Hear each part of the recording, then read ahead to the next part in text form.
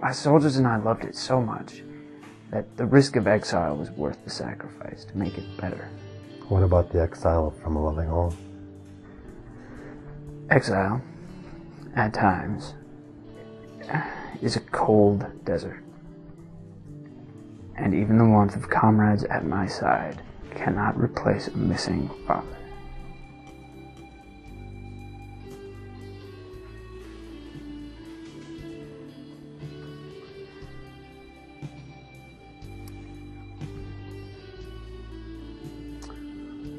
One night, as I stood in the parapet, rains fell as the gloom of night was cast, and I braced my shoulders against the cold gust. Together, a father and son, side by side, weathered this. I did not choose to leave. But you chose your fate. And she wove the cloak you hoped would keep you warm in your cold desert. Side by side we had stood, braced against the cold gust. Side by side we peered over the parapet of your royal court into the gloom on the suffering masses treading through the mires. We stood together. We saw the same tears, we heard the same cries, and you only sprinkled opiates while I opened a door to let in the light. And what it got you was blame for creating the light you revealed. A true irony. The only ribbons on your cloak are the blood from those you sought to help, and the spittle from those who blamed you. The bloody ribbons on my cloak are no match for your own. Your guilt robes no longer glitter for the blood that stains the stitching.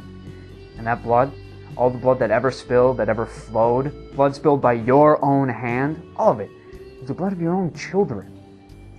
All that blood, all the injustices you lead them against, the tyranny, the poverty, the oppression,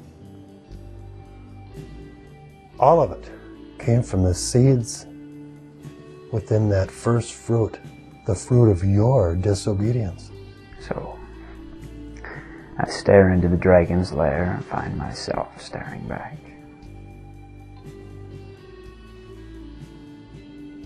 Yes. In your subtle way.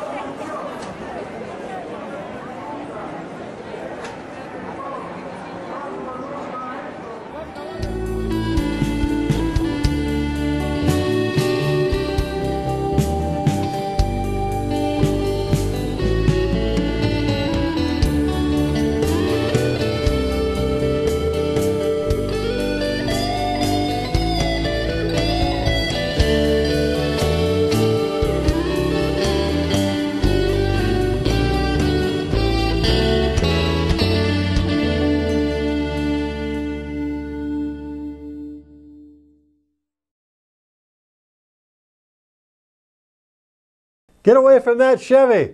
You'd strike them down. Yeah. Your turn. 2 out of 3. I bet you can't get the lady's hat off her head down there next to that taxicab. Satisfied to kneel, resigned to his lowly position in life. The exploited workers, the abused... Oh! How do you remember that word? Abused. And the spittle of those who blamed you. Blamed you? Yeah. Oh, sorry. God, I got it right. I got it right. I know. Whoa! But the guilt became too heavy a burden for me. I had to throw them off and descend the mires. And in the mires you shall remain. Perhaps. just as Subcomandante Marcos has abandoned plush academia for the thatched hutches of... completely forgot what... Whoa, that was rough. Oaxaca, that's it. All right. Woo! Just as Subcomandante Marcos has abandoned plush academia for the thatched huts of Oaxaca's... Oaxaca. I'm never going to remember that. All right. Woo! All right, one more time. So, I stare into the dragon's lair and see myself staring back. Yes, in your subtle way.